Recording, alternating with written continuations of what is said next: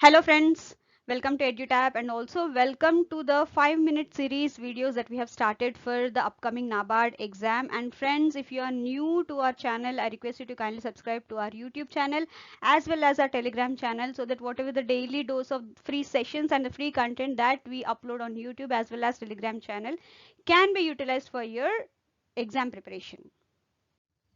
So friends, there's a monsoon sale that is going on at EduTab on all the courses that it offers, like RBI Grade B, NABARD Grade A and SEBI Grade A. And if anyone of you want to purchase that, you can always use the code MONSOON40, MONSOON40, and the offer is valid till today.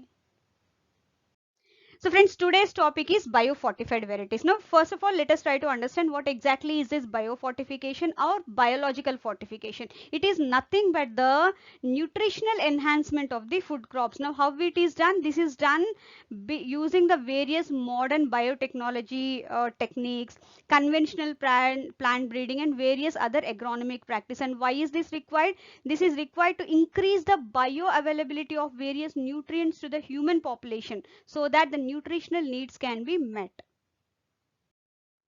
So friends, what is the importance of these biofortified varieties, especially in Indian context? See, this assumes great importance or significance to achieve the nutritional security. They provide proper nutrition.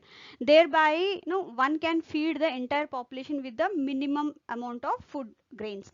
Now, even ICAR, it has started, initiated the biofortification of various crops so that a sustainable and cost-effective solution can be provided to alleviate the malnutrition. This is one of the important aspects that meets the criteria that meets with the help of biofortified varieties.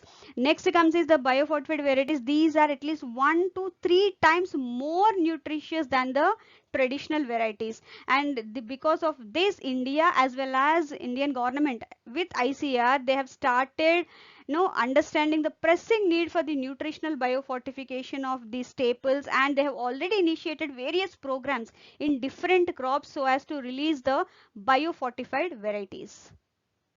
So friends, as part of the R&D that is being done by ICAR towards the development of biofortified varieties in India, our Honorable Prime Minister Mr. Narendra Modi, he has dedicated 17 biofortified varieties related to 8 crops very recently on 16th October 2020 on the occasion of 75th anniversary of Food and Agriculture Organization. Now these crops include wheat, maize, finger millet, uh, little millet, mustard, groundnut, yam, etc. And as I have mentioned earlier also, it shows a threefold increase in the nutritional value when compared to the traditional varieties. And also these varieties have been developed utilizing the local land races and the farmers varieties so that they can be grown in the local conditions very well. And these crops are rich in essential nutrients like iron, zinc, calcium, protein, lysine, tryptophan, vitamin A and C, anthocyanin, oleic acid and linoleic acid as per the various crops that have been released or the varieties that have been released. And these crops have also reduced the anti-nutritional factors like erucic acid, trypsin, inhibitors that affect human growth and development. So friends, these are the 17 biofortified crop varieties dedicated to nation by our Honorable Prime Minister on World Food Day, that is on 16th October 2020, related to rice, wheat, maize, finger millet, little millet, mustard, groundnut and yam. So friends, since we have already learned that there are biofortified varieties and that have been released, we should also try to understand what is that nutritional component that is in higher content in these varieties especially. So for example, for crop rice, the new variety that was released as part of the 17 varieties, biofortified varieties, it is CR Dhan 315, which contains high zinc. When it comes to wheat, the new varieties that were released were HI 1633, HT 3298, DBW303 and DDW48. They contain high amounts of protein, iron, zinc, respectively, when compared to their traditional counterparts. And when it comes to maize, it has high amount of lysine and tryptophan. When it comes to finger millet, the new variety released is CFMV1 and 2, which contains high amount of calcium, iron and zinc.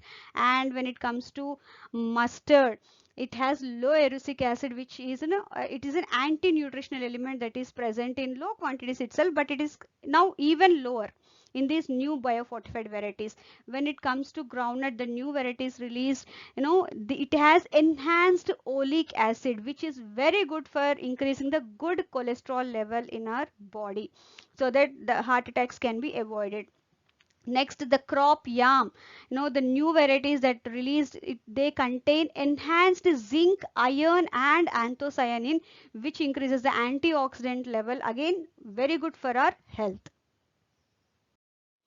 So friends, thank you very much. If you have any query related to the today's video or of the course or course offerings, you can always write to us at hello@editab.co.in, or you can call us on this number during working hours, that is 8146207241. And thank you very much friends once again, and I wish you very all the best for your exam preparation.